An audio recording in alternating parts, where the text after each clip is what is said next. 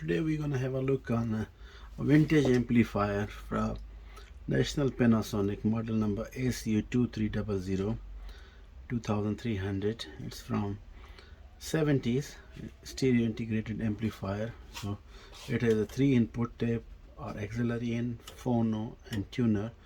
This is a volume control which has a steps on it, a balance, treble, bass, phones and power on off. So it's quite an old vintage amplifier. We're gonna have a look how it's built inside, how circuitry look like, and we'll find out more. Before I open it, I wanted to show the back side. So this is the back side. Here you have a voltage regulator. It's on 220 to 240, you can choose it. These are for the speakers. Basically you connect two speakers, left and right, 2 channels only. This is the ground for phono, see, and these are for phono, and these are for tuner, and this is for the auxiliary input or the tape, and this the DIN connector is record and playback. If you have an old DIN type cassette player, you can connect over here also. And this is you can, yeah, this was in 70s, so CD was not invented, but CD you can also use through the auxiliary input. So this is a circuit. Basically on the back side you have this block diagram. It tells you which connector is what purpose. Very simple, straightforward. Opening is easy. It has 2 screws this side and 2 on this side, flips screw, and we're gonna open it and see what is inside and how the circuit design is and how dirty it is. So we'll see. Perhaps we need to do some this maintenance, service maintenance, because the pots are cracking. Variable resistors look like they are dirty. Volume control is cracking. The bass and treble and the balance also, when you move them, you are cracking sound. So those need to be lubricated, and we see maybe it has some other issues. So let me open it. So top cover is removed. It has a little bit dust, so I would like to do some air blowing.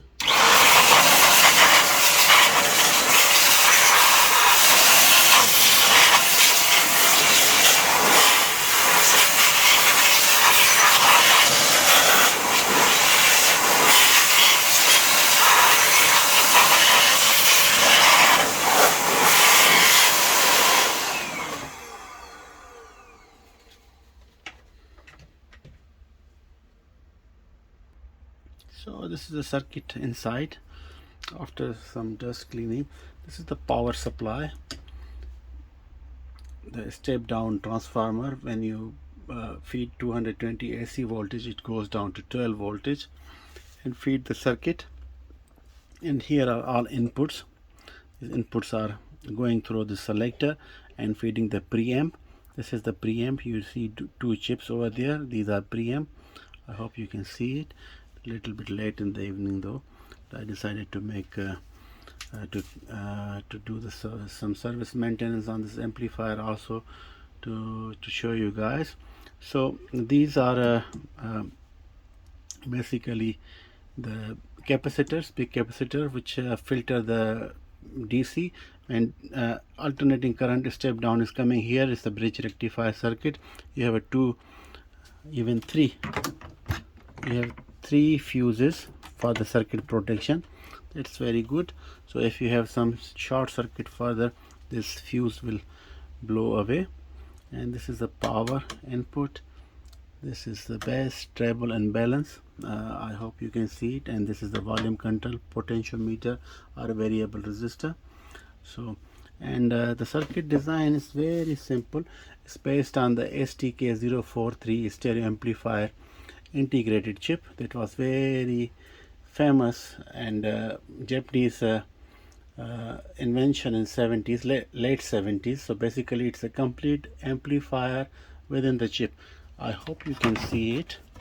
Yeah, now you'll be able to see. So this is the chip I am talking about. This is the STK043, and there are many. So all STK chips, they are complete integrated circuit with a complete amplification inside. So whole integrated circuit is built in. It has a big heat sink, you can see it. But I'm sure this amplifier and with the STK chip does not push more than 40 or 50 watts, because 50 is the max. So, and with this chip, it became amplifier design became very easy. Previously you have to use either the tubes or the transistors, and then you have to create the pre and the after pre you have a buffer and driver stage, and the preamp, and then preamp after buffer driver stage, and then you feed to the main amplifier, the main power output transistors, or if you use the tube, I mean you use the PA tubes at the end. So that was the circuitry before this chip. This chip make life easier. It produces a good sound, but many people believe that yeah, it cannot produce sound exactly like the germanium or the silicon type power transistors, or the tubes, the vacuum tubes, because they have a tendency to create better mid-range frequencies.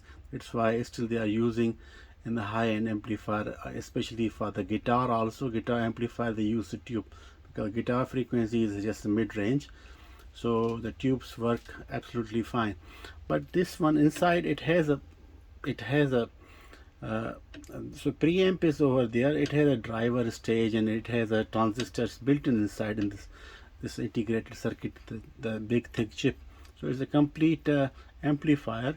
So it has 2 channels in and 2 channel out, and what you have a bias control basically, and power. You are feeding it the power, and that's it. So what your input is, you are choosing all the pre-circuit over there, you're feeding in this input, and you got output, and output goes directly to the speakers after impedance match, of course 8 ohms. This is rated as 8 ohms, but yeah, if you wanted to use the 4 ohms or 16 ohms, you have to impedance matching and use the resistors to balance it, to match the speaker output.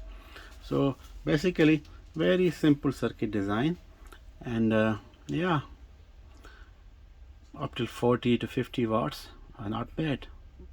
One single chip does the magic. So yeah, if you have any other questions regarding this circuit design, you can put me in the comments or send me email. I can share with you the schematic diagram of this STK based stereo amplifiers. I have many I have many schematic diagrams with me, so I'll be able to share with you if you wanted to do some research or circuit designing, or you wanted to see how the integrated amplifiers were built in before, or maybe you have some broken or faulty amplifier lying in your house and you wanted to repair it. A schematic diagram is always good. You can check with stage to stage basically. So well, there's nothing much to change, you have to turn it on. If there is no power input, you have to check the fuses first, then the power transformer. This transformer, step down transformer, you have to see if you have 220 voltage getting in, and step down stage you have the voltages are present there. You can measure with the meter, and further then you go, if this is fine, then you go and check the bridge rectifier, the diodes, which are basically converting alternating current into the direct current, and the filter section of the capacitors. And if everything is good over there, then circuit should supply the preamp stage and also the amplifier. But if there is a problem, if this is a short circuited, then one of the fuse should blow up, and when you replace the fuse, turn it on, if again it's blow up, then you have to see the schematic diagram which is specified tube the fuse is connected on which circuitry, and you just try to find over there in the circuitry and find out. Mostly in the amplifiers or electronic devices, uh, uh, only thing goes bad is the electrolytic capacitors. With the time, the electrolytic liquid get dried out and they lose their capacitance, and some of them, if you use the high power, they can blow up, and physically, visually you can find them out. Otherwise you can, it's a good idea if you wanted to give a new life to your amplifier, then you just change all the electrolytic capacitors, like all these big ones, those the small ones don't bother, they don't go bad, neither the resistors, but all these and these, with the polarity, which capacitor has a polarity, those are electrolytic capacitor, change them and it will give a new life to your amplifier, and you will see the frequency of the sounds is much sharper on the high end, the low and the mid range. You will feel a big difference. So basically this amplifier is working. Only problem is just cracking volume control, balance treble, and the bass potentiometer or variable resistor. So what I'm gonna do, I use the Griffin contact cleaner. I just give them a contact cleaning, and then afterwards I move them physically like this so many times, and afterwards I also do this input selector, some contact cleaner I'll give it, and also to the power switch so it doesn't and then I will turn it on and see if they are still cracking. Maybe I have to then replace the potentiometers, but 99 times, in my experience, after contact cleaning those variable resistors, they work fine. Cracking sound is gone, because resistors, they don't go bad like capacitors, so only they are variable, and some sort of humidity and corrosion could create with the time, and contact cleaner cleans it, and 99 times 99% I mean, you solve the problem with it, and 1% you end up replacing, and those are not difficult to find on the AliExpress. All variable resistors are available. You just take it out and see the impedance, and then search on internet, and AliExpress is very cheap, though it take a lot of time when the parts are coming back, but it's very cheap. You will be able to find the variable resistor, and you replace them and you are good to go. So we're gonna do the sound test. After I do the service maintenance, I close it, and we're gonna do the sound test, separate video sound test of this amplifier, so you can see that how it's performing after service maintenance, which is easy. You can do yourself. You really need a very high skill electronic knowledge about it. It's the basic things, and the beauty about the old stuff is everything is so big. It's not SMD, so it's easy to repair. Basically SMD, you require specialized equipment, of course, but these things with a soldering iron and the Phillips screwdriver, you can maintain them very well. And yeah, I generally advise people to do the service maintenance after 5 years to the amplifiers. It's nice to open them and just contact cleaning here and there, dust them out. CD players also 5 years, and cassette players. And with the cassette players, you have to see the belts, because with the time, the rubber belts, they get little bit loose, and then the mechanism doesn't work. But all belts are also available. You can search them with the model, you can find them and replace the belts. Your mechanism for the cassette players will be working fine. So because you use it, and even though your house is clean, but still it get small dust particles inside it, and because of the humid weather, a humid situation, it build up on a thin layer on the circuit, and it can lead to a short circuiting in a uh, certain part of the circuit, printed circuit board, and perhaps you end up just damaging your precious amplifier or audio equipment. So I advise you 5 years, 6, 7 years. Just do the maintenance. It's very easy.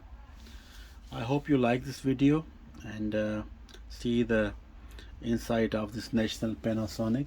It's a Mitsushita electric company in Japan, so they produce equipment with the National and Panasonic, and National Panasonic, and the high end they make with the Technics. So all these three brands are by them basically. I don't think they produce any more National Panasonic.